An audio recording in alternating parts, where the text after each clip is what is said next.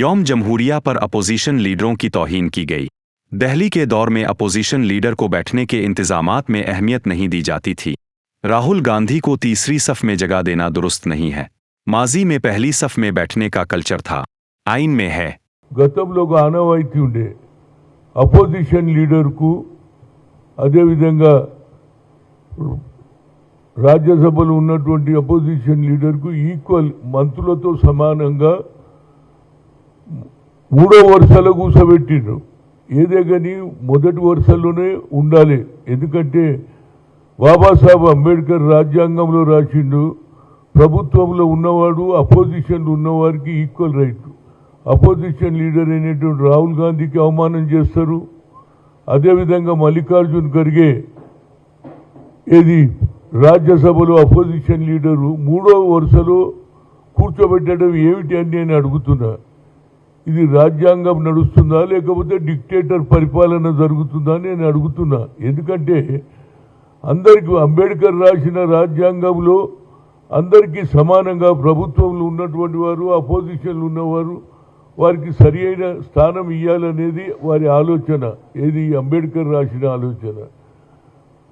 ఇవాళ రాజ్యాంగంలో ఏదైతే సిబిఐ కానీ ఎలక్షన్ కమిషన్ కానీ అన్నీ కూడా ఏది జవాబు అడిగితే జవాబు చెప్పాలి. గతంలో ఓట్ చోరీ జరుగుతుందని ఎన్నిసార్లు చెప్పినా లెక్కలు చెప్పినా దానికి ఎవడు పట్టించుకోలే. అంటే వన్ సైడ్ అన్నిటి మీద ఆక్రమణ జరుగుతున్నది.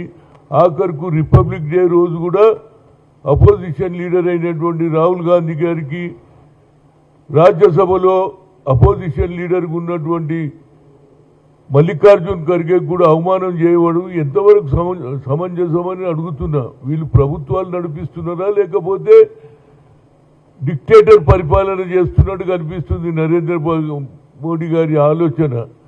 మొదలేమో పండిట్ జవహర్లాల్ నెహ్రూ అవమానం చేస్తాడు, ఆ తర్వాత అంబేద్కర్ను అవమానం చేస్తాడు, ఆఖరుకు జాతిపిత మహాత్మా గాంధీని కూడా అవమానం చేస్తాడు. దేశ స్వాతంత్రం తెచ్చింది ఎవరు?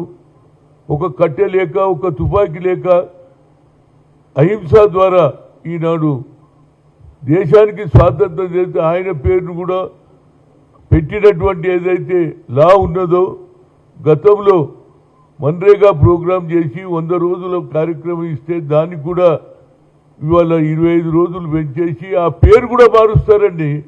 గతంలో ప్రతి డబ్బు కూడా రాష్ట్రాలకు వచ్చేది ఏది మన్రేగా గ్రామంలోనూ. కూలి వాళ్లకు 4 నెలలు ఎండాకాలంలో పని ఉండదు, తినడానికి తిండి ఉండదు అని ఆలోచన చేసి ఆ రోజులలో యూపీఏ ప్రభుత్వం సోనియా గాంధీ అదేవిధంగా మన్మోహన్ సింగ్ ఇచ్చినటువంటి చట్టాన్ని కూడా మారుస్తున్నారు. అంటే ఎంతవరకు ఇది న్యాయం అని నేను అడుగుతున్నా. ప్రజలు తెలుసుకోవాలి. ఈ విధంగా అంబేద్కర్కి అవమానం, నెహ్రూ గారికి అవమానం, మహాత్మా గాంధీని కూడా అవమానం చేయడానికి వచ్చింది. అదేవిధంగా నిన్న జరిగినటువంటి సంఘటన అది బాధాకరం.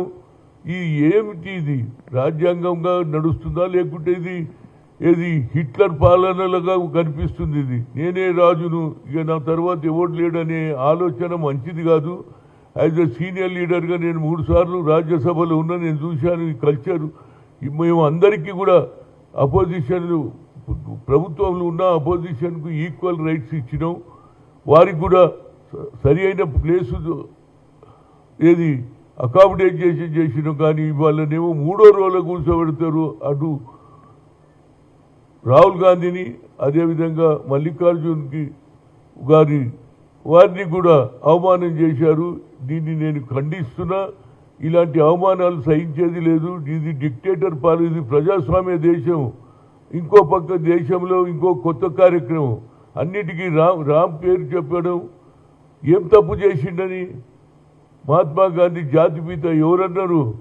ఆనాడు సుభాష్ చంద్రబోస్ అన్నాడు, మనం యుద్ధం చేద్దాం బ్రిటిష్ వారితో, సిపాయిలను తయారు చేస్తా అంటే ఒక సిపాయిలు తయారు చేసి యుద్ధం చేద్దామని అన్నటువంటి వ్యక్తి సుభాష్ చంద్రబోస్ అన్నాడు. ఈయన జాతిపిత అన్నాడు. ఆ జాతిపితకు అవమానం. అదేవిధంగా గతంలో ఈ జాతిపితను చంపిన వాళ్ళు కూడా ఆర్ఎస్ఎస్ బీజేపీ. ఇప్పటి కూడా ఈ దేశాన్ని ముక్కలు చేసి ఏ విధంగా ప్రభుత్వాలలో కొనసాగాలని 3 సార్లు గెలిచినా ఇక 4వసారి ఇది ఒక అహంకారం వచ్చేసింది. నేనే రాజును, నేను చెప్పినట్టే వినాలంటే ఇది ప్రజాస్వామ్య దేశం. అన్ని మతాల వారు, అన్ని కులాల వారు, అన్ని దేవుళ్ళు పూజించే దాన్ని ఏకం చేసి ఆనాడు రాజ్యాంగం రాసినటువంటి అంబేద్కర్కు అవమానం చేస్తారు, జాతిపితకు అవమానం చేస్తారు. ఇది డిక్టేటర్ పరిపాలనగా కనిపిస్తుంది. దీన్ని నేను ఖండిస్తున్నా. ఇలాంటి పరిపాలన వల్ల మీరు 4 రోజులు గొప్పలు చెప్పుకోవచ్చు, కానీ ప్రజలు గమనిస్తున్నారు. ఈ దేశాన్ని ముక్కలు చేసేసి మళ్ళా రాజ్యాంగంలో తమ ప్రధానమంత్రి కావాలని ఓట్ల రాజకీయాలు చేయడం ఇది మంచి పద్ధతి కాదు. ఎలక్షన్ అప్పుడే ఓట్లు, కానీ ఎలక్షన్ కాకముందు కూడా అపోజిషన్ను చిల్లరగా మీది ఏమి లెక్కలేదు అని చెప్పడానికి చెప్తున్నావు. ఇది తప్పనిసరిగా ఇది డిక్టేటర్ పరిపాలనగా కనిపిస్తుందని ఒక సీనియర్ నాయకుడిగా నేను దీన్ని కండెమ్ చేస్తున్నా. Thank you.